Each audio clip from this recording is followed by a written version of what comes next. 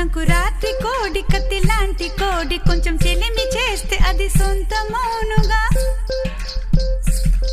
సంకురాత్రి కోడి కత్తి లాంటి కోడి కొంచెం చెలిమి చేస్తే అది సొంతమౌనుగా చెయ్యి వేస్తే చెంగుజారే కుయుముర్రో